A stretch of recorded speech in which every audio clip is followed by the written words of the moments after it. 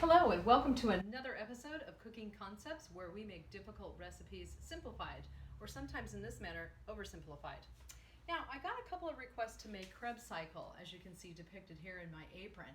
Now, you can liken it to making a souffle, however, it's much more simple because the Krebs cycle is literally going on inside your cells. As you may well remember from my last video, when we talked about the carbohydrates that we eat going into the glycolysis cycle with the end products being pyruvate, 2 molecules, don't forget that. So we can put that in the dish and get started here. So I pre-prepped my molecules and the enzymes, and I also have instructions up here which you can't see, and some of our redox reactions. So let's get started here. We've got acetyl-CoA here, not pictured as oxaloacetate, the two of those combine to form citrate, a 6-carbon sugar. Don't forget your enzyme. We'll put that in the bowl. So from citrate it goes to isocitrate, and that's a 2-step process of the removal of water and the addition of water. So now isocitrate is oxidized and it releases CO2. We're going to add a little NAD plus to get NADH. And this enzyme right here controls the entire TCA or Krebs cycle. It can speed up or slow down the process, so it's a pretty special enzyme. So we are literally halfway through the recipe now.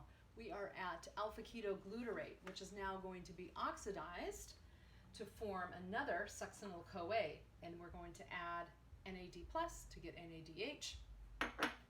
More CO2 is going to be released. So this enzyme, alpha-ketoglutarate, is actually going to form the succinyl, as I just said. The CoA is actually the unstable portion of the molecule, and perhaps we all have unstable molecules in our family, but we can well support those with 3-phosphates from ADP to make ATP. That's going to replace the CoA to make it into succinate after it gets oxidized. So now succinate has been formed, and then we can move on to the next process, which is formation of fumarate.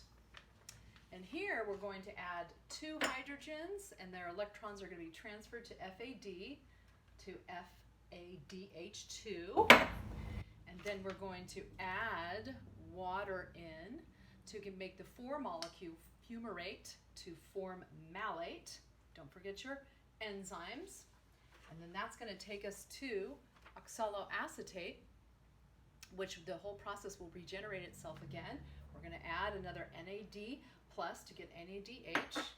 And our final product, I pre-baked it, is here. Kind of looks like a souffle. So don't forget, it's 2 molecules of ATP that are produced. We already mentioned the 2 CO2s, and I did duplicates on both sides, 1 FADH2, GDP, 3 NADH, and that is on this side as well. So didn't that rise nicely?